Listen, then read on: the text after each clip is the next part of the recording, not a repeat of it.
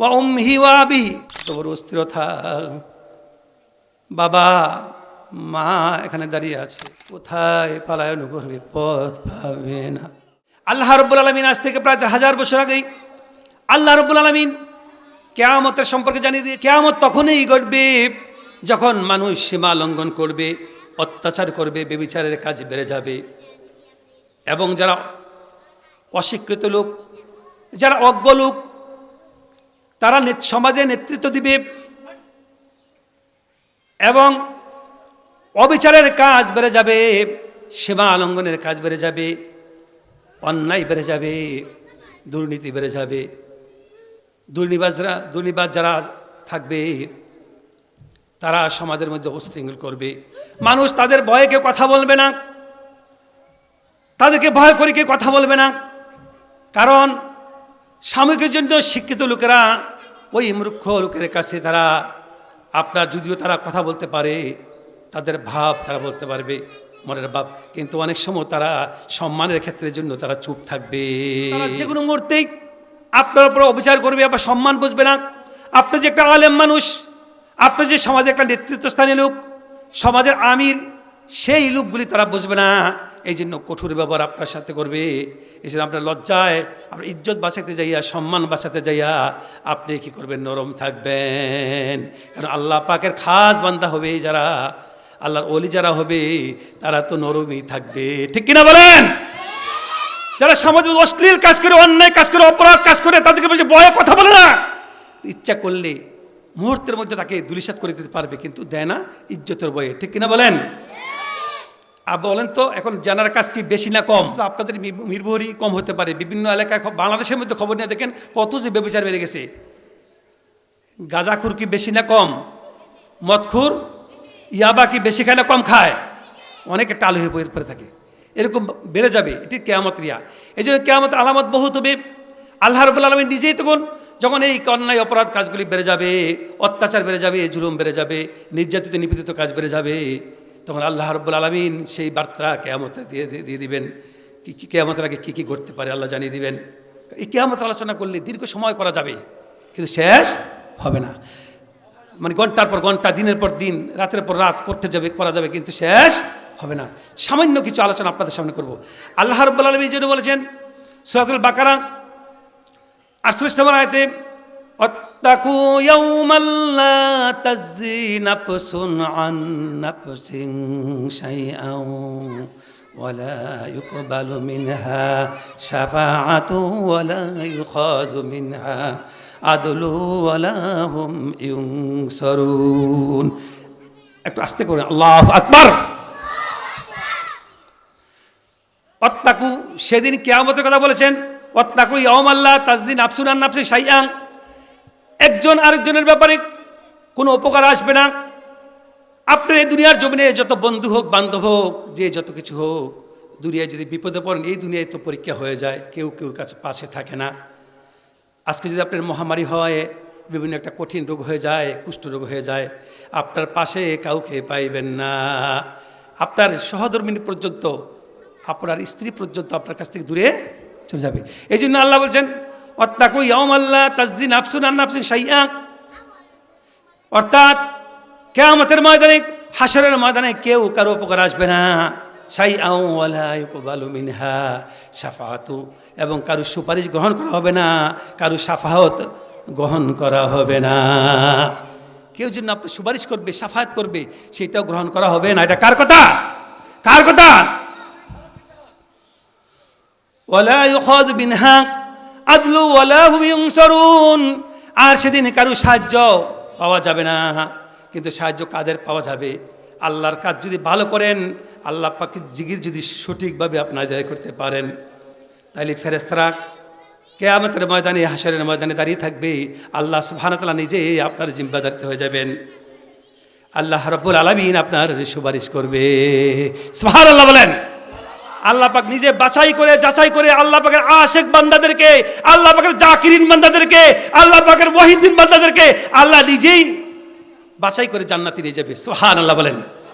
বলবেন এই লোক ছিল আমার জিকিরকারী, আর জিকির যখন করতেছেন তখন কপালেই দাগ থাকবে। আল্লাহু আকবার বলেন। কপালে সে চিহ্ন থাকবে, সে আলো থাকবে, সে নূর থাকবে, নূরে তাজাল্লি থাকবে। আল্লাহু আকবার। আমার ভাইরা, আল্লাহ পাক আমাদের বিশ্বনবী সাল্লাল্লাহু আলাইহি সাল্লামকে অর্ডার দিবেন, আদেশ করবেন।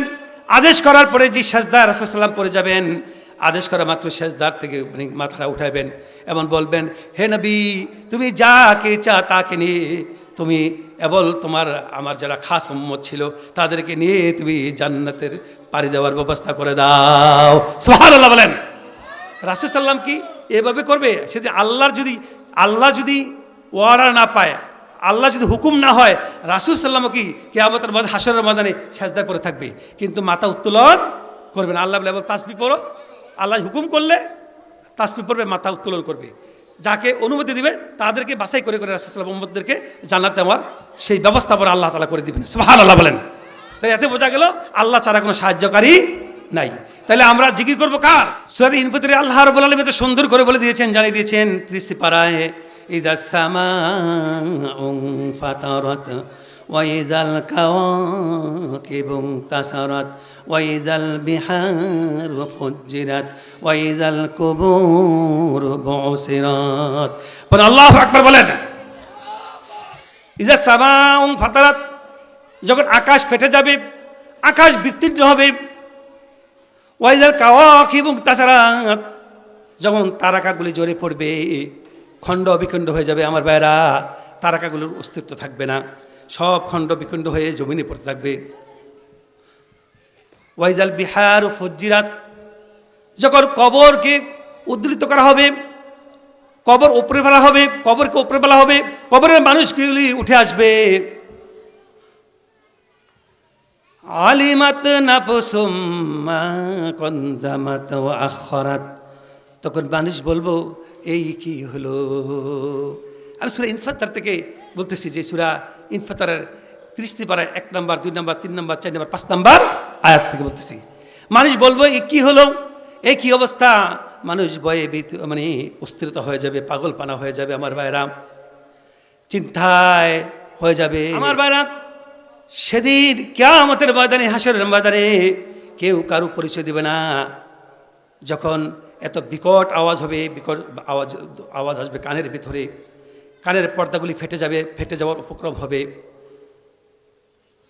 মানুষ অস্থিরতা হয়ে যাবে, বেহুশের মতো হয়ে যাবে। তো সেদিন আপনার নিজের ভাই থেকে ইয়াউমা ইয়াফিরুল মারউ মিন আখি, এখন কিয়ামতের সেই ভয়াবহতার অবস্থায় দেখে তার ভাইয়ের কাছ থেকে লোকটা পলায়ন করবে, বাইরের থেকে পলায়ন করবে। ওয়া উম্মিহি ওয়া আবিহি, এবং তার মার কাছ থেকে সন্তান পলায়ন করবে, এবং তার পিতার কাছ থেকে সন্তানটা পলায়ন করবে। আমার ভাইরা, কত বড় অস্থিরতা। বাবা মা এখানে দাঁড়িয়ে আছে, তার এত বিকট কষ্ট হচ্ছে, স্থির থাকতে পারে না।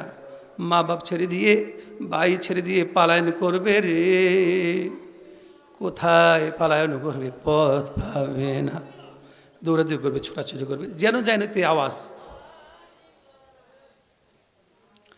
আমার ভাইরা, শুধু তাই নয়, ওয়া উম্মিহি ওয়া আবিহি, তার পিতার কাছ থেকে পলায়ন করবে, তার মার কাছ থেকে পলায়ন করবে।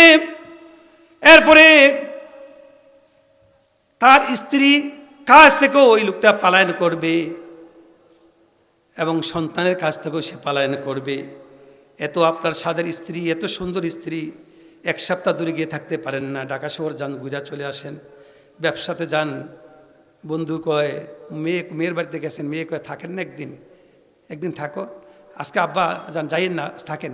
ওই পরিবারের মায়া আয়সা পড়ছেন, বাড়িতে যারা ছেলেবেলে আছে এদের মায়া আপনি আয়সা পড়ছেন। আমার ভাইরা, স্ত্রী পলায়ন করবেন, স্ত্রীর কাছ থেকে পলায়ন করবেন, সন্তানের কাছ থেকে পলায়ন করবেন।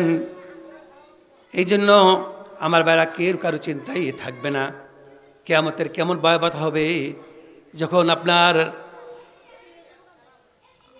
কবরগুলো উপরে বলা হবে।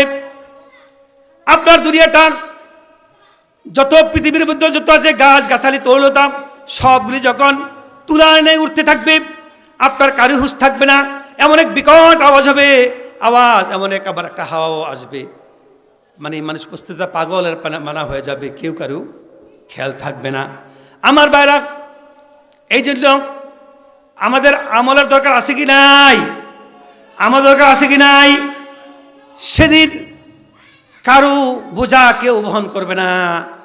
এখন বলবেন যে আমার ছেলেকে ডাকবেন, এ আব্দুর রহমান তুমি এদিকে আসো, কত পোলাও কুরমা তোমাকে করে মানে করেন বাজার থেকে এনে তোমাকে কলা কিনে দিয়েছি, কলা কিনে এনেছি, দুধ কিনে এনেছি, দুধ প্রতিদিন দুধ এনে তোমাকে খাওয়াইছি, এবং তোমার জন্য আপেল, মালটা, আনারস, বেদানা, নাশপাতি, বিভিন্ন ফল ফ্রুট, আবার মাঝে মধ্যে অনেক পুষ্টিকর খাবারও তোমার জন্য ব্যবস্থার জন্য আমি অনেক চেষ্টা করেছি খাওয়ানোর জন্য।